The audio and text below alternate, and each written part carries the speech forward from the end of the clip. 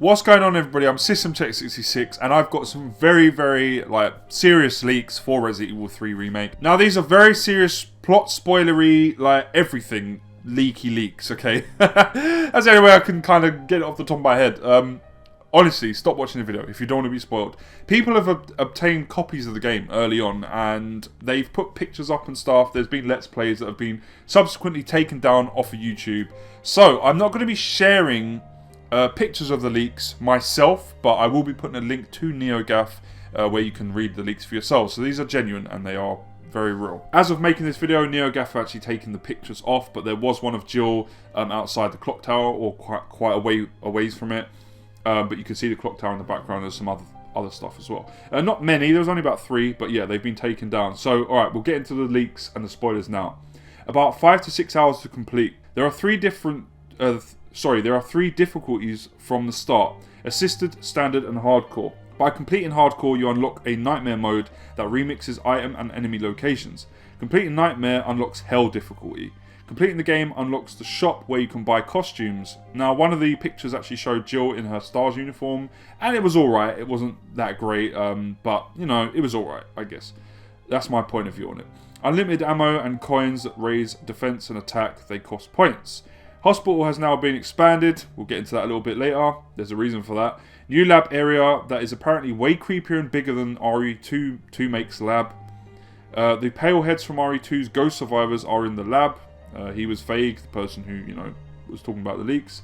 There is a section in the lab that is similar to RE4's cabin shootout with Leon and Luis Serra. Chapter 2 of 2.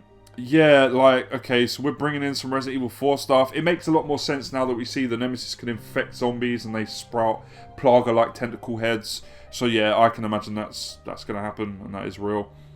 I think all these leaks are real. No Gravedigger, crows or spiders in the game. Actually fucking pissed off of that. Capcom were hinting at the fact there would be the Gravedigger and spiders. No, they scrapped them, apparently. There are challenges that give unlock coins that upgrade your defense and attack, a la Resident Evil 7. Clock Tower is now only an arena for a boss fight. Nemesis has more forms transformations than the original game. That I like. He hinted at the fact that Nikolai also transforms into a monster and said he wanted to keep the ending a surprise, wouldn't answer whether or not Barry rescues Jill. Now, I have seen pictures of these, that's the thing, and it corroborates this and backs it up. In addition to this, I did catch a bit of the stream before it was taken down. The part where Nemesis chases you with the rocket launcher looks awesome. Here are some things I saw. Now, that's the bit in the trailer after you finish the demo, and you can see a laser sight targeting Jill when she's running away. Marvin gets, and also, before I go into the other ones, the big sort of head of that toy shop, he blows it up apparently because there was actually like a GIF showing the head rolling down the street. So the head does actually come off, which I'd stated in previous, trailer coverage and other news coverage. So yeah, Nemesis actually destroys it, not a helicopter, which is what I thought would happen. And Brad doesn't die in a helicopter rescue or whatever. I got that wrong. Marvin gets bit by zombie Brad Vickers at the RPD entrance, right in front of Carlos and Tyrell. You get an achievement for killing Brad called Breaking Brad, which I love. There is 2 lickers in the RPD. Tyrell is shady. Carlos thought they were supposed to rescue Dr. Bard. That is the doctor that's saying, you got to get me out of here, you know, in trailers. But Tyrell hints that it isn't a rescue mission. So I thought Tyrell was going to be more close to Nikolai, and I think I've got that on point. I feel like they're making him a bit of a bad guy, or a bit of an anti-hero, let's just say that. Carlos blows up the locker room bathroom wall on the 2nd floor in the RPD. Disappointing, we all thought the Nemesis created those holes. Not the case. We see the Licker kill the 2 cops in the West Wing. RPD hallway, the radio cop, you know, that had his jaw ripped apart. And also the one that was on the pipe, whose head splits in half as you touch him.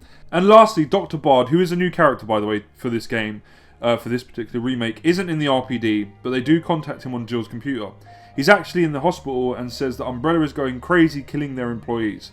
Carlos didn't know this, Tyrell doesn't seem surprised. So I don't think Tyrell is in the same league as Nikolai in terms of bad guy, but I do think he's a company man. You know, he's just following orders, he wants to get paid, etc, etc. So it seems like he will blindly follow what his CEO tells him to do. I don't think he's on the same level of villainy as Nikolai, but he's still going to be a bit of a dodgy dude.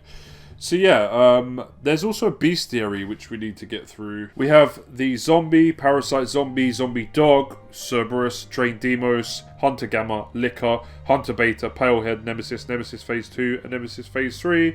The Lickers are only present during the RPD section of the game. Now the RPD sections of the game actually take place kind of in the middle of the game instead of at the beginning, I believe, from what I'm understanding. Whereas in the original Nemesis, you get to the RPD quite quickly at the beginning of the game. It's one of your first locations that you sort of visit, you know, that you find refuge in. And in this one, it's kind of middle way through, I guess you could say. But I've been hearing that the RPD is a little bit contradictory to the RPD in Resident Evil 2, or there's some stuff that's a bit out of whack. I'm not too sure. I'm going to have to play the game for myself all the way through to understand what people are talking about. Dr. Bard as a character. Interesting, we're getting an almost good guy who works for Umbrella, kind of. I mean, he's not some nefarious William Birkin, Oswald Spencer or Wesker type of character. It seems like he just wants to escape, and the things Umbrella are doing he doesn't agree with, etc, etc. But time will tell. We're going to have to see if he's actually alright, a decent character, or if he's a dirty bastard. Yeah, we see the Licker kill 2 cops in the West Wing RPD hallway, so that's cool. We get to see those 2 dead cops, like, and how they become dead. Even though I did think like Lickers probably did that damage. Tyrell is shady. I'm guessing he's just more of a company man than Mikhail and Carlos are, because Mikhail hasn't really changed too much from his original character in the way that, you know, his beliefs and stuff, and the way that he wants to just protect people and protect Jill. And zombie Brad Vickers kills Marvin. So 2 iconic characters, Marvin and Brad, and I think that it's cool that Brad is the one to bite Marvin and then turn him into a zombie. How Brad turns into a zombie is yet to be seen. I hope it's still from the Nemesis. That would be cool. So yeah, all that stuff, we're going to have to play the game to find out exactly how that pans out. Now, Nikolai transforming into a monster, so Jill doesn't actually kill him. He doesn't get killed by the Nemesis. That's interesting. There were different scenarios to do with Nikolai, how he would die. He'd either get killed by the Nemesis in one scenario, or there was 2 other scenarios where he could escape via helicopter, or Jill shoots him with a rocket launcher. Now, in terms of the Resident Evil series and the timeline of those games, we're not talking about Jill Resident Evil 1. Nikolai is like the first human that she kills within that series, as far as I know. Maybe even the last and only. But it was quite dark, the fact she kills a human character, you know, after killing so many monsters and stuff. I always thought that was interesting and would probably play havoc with their conscience, all this other stuff. The fact that they're just turning him into a monster is a little bit more PG rated, in my personal opinion. Even though the game's not a PG, I'm not saying that, but it's a little bit easier to swallow in terms of Jill having to kill him. So I don't know about that. I'm interested to see what he turns into, but at the same time, I quite like the original's take on that whole scenario. The Nemesis has more forms and transformations, which is interesting. I can't wait to see that. The clock tower is now only an area for a boss fight, for the Nemesis boss fight. Disappointing, like I said. Right, now previously, this is actually an edited video, because last night loads of new information came up. I was going to upload my video as it was. I've had to sort of change some things around, you know, put this new part in. There's more information. There is basically a park area, but it's smaller. I've seen pictures of it to corroborate this, back it up. Definitely a park area. It's smaller, and it leads into the courtyard boss battle with Nemesis, you know, outside the clock tower. You still don't get to go into the clock tower, unfortunately. But that's cool. I'm glad they got the park in it. Brad Vickers does not die by the hand of Nemesis, which I anticipated would happen. That sucks. Not as good as the original death. The original death always shocked me.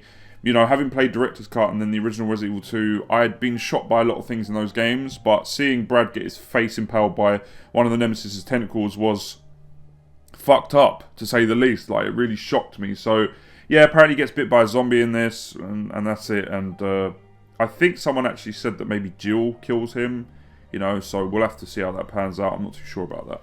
Apparently people have said the intro is very impressive. Some people have said it's actually better than the originals. You know, I mean, that's up for debate. I haven't seen it yet, so I can't comment. But a lot of people say that it's from the first person view of Jill, like we've seen in the trailers. She's trying to escape her apartment, and you get to see like the police overrun by zombies and all that other stuff. So that's pretty cool. But, you know, it's all hearsay at the moment. Just because someone's saying that doesn't mean that it's going to actually be like that when it comes to playing the actual game. Some people could be getting it wrong, misinterpreting it, or lying. Other things that people have said is there's a lot more cutscenes compared to the RE2 remake. You know, as long as they don't ruin the gameplay in that way. I have noticed there's more cutscenes, but they're quite short, so that's cool. I'm alright with that. Had a similar feeling with Resident Evil 0 when it came out. There was a lot of cutscenes in the beginning parts of the game, you know, because I know Metal Gear was such a big franchise at that point in time, and everything wanted to replicate it. But you know what, they were only in the beginning parts of the game, really, and they weren't very long, and then we got a whole heap of gameplay after that, you know. Game was extremely gameplay heavy, which I liked. Now, there are two types of parasitic zombies, apparently. They're the ones that you see from the demo, and the other, I can't 100% confirm, someone says on the Reddit, the Resident Evil Reddit. The Drain Demos and Brainsuckers have been combined into one enemy, with fairly unique properties. So that's interesting. From what I saw, they look like smaller versions of Drain Demos. I didn't really see any Brainsucker, like, you know, melding going on, but haven't seen them like up close or fully grown at the moment. So I do feel like they were baby ones, or at least juveniles. Let me see if, of course, there's coins to unlock things, upgrade your defense and attack. That's really cool. A lot like Resident Evil 7. Now, someone put up a data mine kind of list of levels and locations, and they do have an abandoned factory, or it's like an abandoned warehouse setting that we do see sort of via the trailers. I'm guessing that is like their type of dead factory in this game, so we'll have to see how that plays out. But then I think from there you go to the lab. So I don't know if they've kind of tried to mash in the factory and then have the lab, you know, afterwards. I'm not too sure. Someone also put up the fact that there was a rail cannon in the, you know, in the data mine sort of leaks and stuff. So that was interesting. That was mentioned. The rail cannon was mentioned. So yeah, there are a few things not completely confirmed or official, unlike these other leaks that I've read out. But yeah, I'm feeling like they've probably, you know, got it spot on. And the gore, I noticed in the demo, if you go and watch my Resident Evil 3, you know, demo playthrough, I noticed that you can't hack off limbs and things, and that's because they've toned down the gore in the game, basically, you know, the manipulation of the zombies, essentially. They said they toned it down because they wanted more zombies on screen at one time, and just the fact that the engine couldn't handle it. I'm not really cool with that. I wish they'd have just gone full force and just, do you know what I mean, had more sort of like gore and stuff like that. As it is, you know, it's a little bit toned down. A little bit like Code Veronica was on the Dreamcast, that was toned down compared to the previous, you know, Resident Evil installments on the PlayStation. So when I came from Nemesis, having played, you know, the whole trilogy, I came from Nemesis to Code Veronica, there were no decapitations, you know, couldn't blow zombies' heads off anymore. Just sort of, they stayed there, you know. And it looked like brains just sprayed out, but yeah, it was toned down heavily, and that sucks, man, when it comes to a zombie game, especially when you've seen how gory the RE2 remake can be and how gory 7 can be. The fact they toned it down sucks a little bit, but you still get like damage on the face and stuff. It still rips their face off, and you see like all the skeleton things like that, so that's pretty cool. Other things that have been confirmed are hunter, betas and gammas. Obviously, we know this. We've got the reptilian, lizard style hunters, and then we have the frog-like ones that we've seen in the trailers that seem to have like the gravedigger melded with them. You know, when they open their mouths, this fucking worm tongue comes out. But yeah, they're definitely hunters, so that's been confirmed. And I think that's about it, really. All that I can think of off the top of my head. I mean, if there's anything I've missed, anything else, then feel free, all of you, to go down in the comment section and, you know, post up stuff. Talk about it in the comment section. But overall, okay, like a lot of the changes. I like that Nikolai transforms into a monster, into a BOW. I think that's going to be kind of cool to see. I'm guessing that he takes place over the Gravedigger. You know, they've taken things out and put things in now. But my biggest issue is they keep taking things out and not adding on top of the already existing things, like the first game's remake did. Yeah, the very first remake, Resident Evil remake, that just kept stuff in there and added on top of it. It used deleted ideas and concepts from their original ideas, you know, Shinji Mikami and his team's ideas, and they just added all that stuff on top of the stuff that already existed, and that's why that is the best remake to date. It will never be beaten, in my opinion. I don't think it's ever going to be beaten. I think the RE2 remake did a good job, but because it cut stuff That's why it's not as good as the original's remake. And you know, even though I like the remake of Resident Evil 2, it's not as good as the original, and the original is my favourite game of all time, so not a lot's going to touch it or beat it. But having said that, all the stuff that they've introduced in the Nemesis remake, I do like the sound of, I like the, you know, the look of from what I've seen via pictures. That image of Carlo standing at the front desk of the hospital, it looks pretty cool. It actually looks a lot like the original's hospital and stuff, so, you know, I'm interested to see how the part looks, how the hospital looks. The new factory that's obviously replaced the dead factory, you know, or warehouse or whatever it is. I'm interested to see how all these new things look. The park looked good. It looked a lot like the original's park, so I was happy with that. But, you know, there are things that I don't like and things that have me disappointed. No gravedigger, no spiders returning, no crows. Don't care what your opinions are of infected crows and giant spiders. I really couldn't give a damn. For me and a lot of other fans, we love the mutated spiders and crows. They're what made the series, do you know what I mean? And if you're saying, oh, it's kind of silly, well, do you know what? Resident Evil has silly monsters in it, okay? It's, you know, it's a schlocky creature feature. That's what it is, essentially, you know? You're not playing Silent Hill, you're not playing Project Zero or Forbidden Siren or any of those games. You're playing Resident Evil, and bioweapons are par of the course when you play these games. And some of them are ridiculous and over the top and silly, and I love it that way, and I wouldn't have it any other way. Like, Resident Evil's always been a bit silly and over the top. Like, why have people suddenly said, well, it needs to be more realistic? No one wants it to be more realistic. I don't want it to be more realistic. The only realism that that game gives out, yeah, is the fact that it deals with viruses and pandemics. That's it. Okay, and shady corporations. That is it. Everything else is schlocky, creature feature, over the top, gory. Love it. Okay, that's what I love about it. You know, Resident Evil is the aliens and the alien of the games industry, in my personal opinion. There's a reason why this is my favourite series of all time, because it never took itself too seriously, but the things it did take seriously, it did very well. Resident Evil's always had a serious slant to it. I'm not saying it hasn't had any realism. There's always been some realism to it, because things like that can happen, you know, viruses break out, look at what we're going through at the moment. And corporations, sometimes, they do sell shit on the black market. Boston Dynamics, for one, they made that AI-controlled dog, and then the military were looking into buying it off of them, and I believe they did at one point. So, I mean, that's not black market stuff. That was out in the open. But I'm just saying, you know, companies create things and then they sell them to the military as weapons, you know, so they can use them as weapons. It does happen. And that's sort of like what Umbrella's like and what they're creating, and do you know what I mean, with all the whole bioweapon thing. Yeah, so it's always had a slant of realism, but never too much, okay? It's always been in the realm of fantasy to an extent. And I don't really understand Capcom's wanting to make it realistic, and do you know what? If they want to make it super realistic, you know, and all that other stuff, they failed already. Like, RE7, yes, it's a little bit more realistic and a bit more serious in tone than previously, but not fully. Like, it's still got its silly moments. Fighting Jack Baker with a chainsaw, for fuck's sake. That's all I need to say. You know, and the RE2 remake, yes, it's a lot more realistic and a lot more serious than previous games, but the remake of the first game is actually quite realistic and quite serious. So, you know, it didn't do too much differently.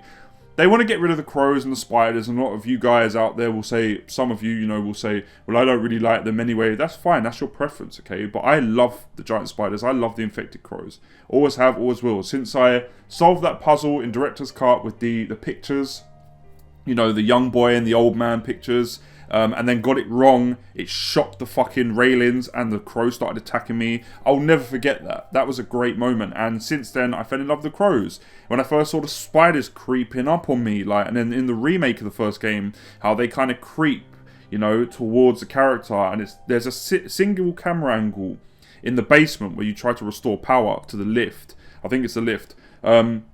And you've got a giant tarantula just creeping, and the camera angle's aimed exactly at your character in this little alcove, and the spider creeping up on you.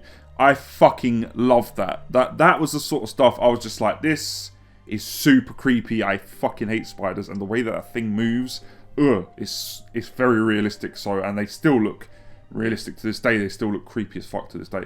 So yeah, I mean, look, there are a few things and a few reasons why I love those creatures, why I love those bioweapons. So maybe you guys can understand that some of us want them back in the game, because we haven't seen them since RE0. And we want a return, definitely, of those monsters. The stuff they're adding, the stuff they're taking away, obviously, like, the Gravedigger being taken out, Big mistake, man. That's going to piss a lot of people off. It's pissed me off. Yeah, you shouldn't have taken the Gravedigger out. Simple as. Just keep him in there and then add stuff. You know, does that mean we're not getting the cemetery location? Because that would suck. We're not going to get the zombies busting out of graves. I hope we do, because that was a really iconic moment, you know, in the series. They tried to replicate it in Code Veronica and actually did an alright job with it because it's at the beginning and stuff. So, you know, I love that sort of stuff. It's iconic. So yeah, hopefully we get all that, you know, that sort of stuff in there as well. As far as I can tell, the park is a lot smaller, and it is a bit of a bridge from one area to the maybe the hospital, from the hospital to the clock tower. Maybe the hospital comes into play a little bit later after the clock tower, but it's a bridge to that Nemesis boss battle, you know, in the clock tower's courtyard. And again, taking out the clock tower, you know, not being able to explore it, not taking it out like it's still there, but taking out the exploration side of things where you explore the clock tower and it's this gothic, you know, cathedral-looking clock tower. It was wicked. And they've taken that out. And that sucks, you know. It's almost like going, here's the clock tower, but you can't go in there. And that's really annoying because, you know, I want to go in there and explore and I can't. It's just going to be a boss battle in the courtyard. So that sucks. Taking out the Gravedigger, the clock tower, not introducing the spiders and crows when they sort of hinted at the fact they might introduce them back into the game and that fans would be happy. They did hint at that. It was a little bit No Man's Sky in my personal opinion. And the fact they're not actually in it and they've taken stuff out is depressing. It's bad, in my personal opinion. When you do a remake, don't take shit out, man. Just keep it in there. Like, follow what the first game's remake did and then just work on that. Work from that template. Things I like that they've kept in the game is when the Nemesis is down, he drops items from time to time, which is cool, you know, and we do have unlockable costumes, special weapons, you know, there's all this stuff that they've added into the game that's from the original that I really like, and we get the Samurai Edge again, which is cool. You know, I love the Samurai Edge as the Star's main weapon. But, you know, like I said, things that they've taken out, things they've changed, like Brad Vicker's death isn't as good as the original, and that's kind of the gist I'm getting of everything, really. It's just not going to be as good as the original, whereas the Remake of 2 didn't offend me in that way. Like, yeah, I was pissed they took stuff out and, you know, to an extent changed some things around, deleted some stuff, or at least, you know, mashed it together with other sort of like things, like locations were mashed in with other locations, etc, etc.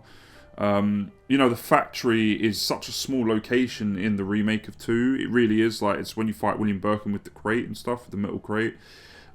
It's in there, but it's so small, and that's what I feel like they've done with the park and some other locations.